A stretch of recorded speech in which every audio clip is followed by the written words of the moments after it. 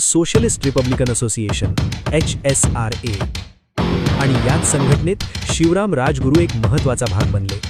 पण त्याआधी जाणून घेऊया त्यांचं बालपण. कारण एखादा माणूस जे बनतो त्याचं बीज त्याच्या बालपणातच पेरलेलं असतं.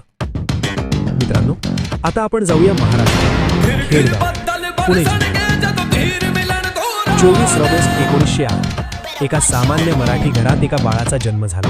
आई-बाबांनी नाव ठेवलं शिवराम हरी राजगुरू. वडिलांचं नाव हरिनारायण राजगुरू आणि आईचं नाव पार्वतीबाई. घर सामान्य होतं, पण घरात संस्कारांचं वातावरण होतं.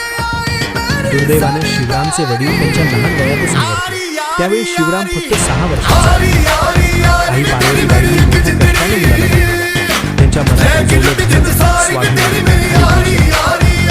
एकदा शाळेत असताना इंग्रजी स्पेलिंगवरून त्यांच्या मोठ्या भावाने त्यांना सर्वांसमोर शिक्षा केली. त्यांना सांगितलं गेलं, इंग्रजी शिकल्याशिवाय या जगात काहीही किंमत नाही.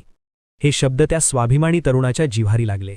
त्यांनी ठरवलं, ज्या इंग्रजांनी आपल्याला गुलाम बनवलंय त्यांची भाषा मी शिकणार नाही. मी माझी मातृभाषा आणि संस्कृत शिकेन.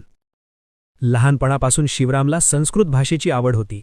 वाराणसीला जाऊन संस्कृत शिकण्याचं त्यांचं स्वप्न होतं. आणि वयाच्या अवघ्या 15व्या वर्षी शिवराम घर सोडून निघाले.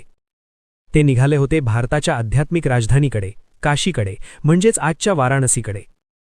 पुणे ते काशी हा प्रवास सोपा नव्हता. कित्येक दिवस उपाशी पोटी रेल्वेच्या डब्यात लपून छपून त्यांनी हा प्रवास पूर्ण केला.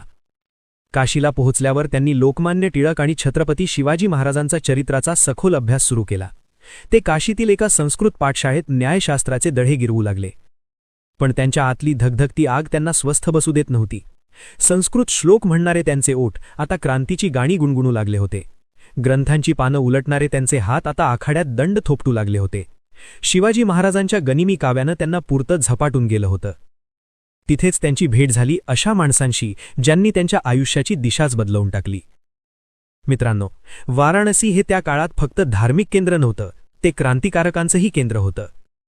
इथेच राजगुरूंनी पहिल्यांदा ऐकलं हिंदुस्तान रिपब्लिकन असोसिएशनचं नाव. इथेच त्यांच्या मनात एक वेगळी आग पेटली.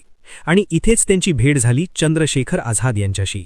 जणू 2 ज्वाला एकत्र आल्या होत्या. राजगुरू शरीरानं मजबूत होते.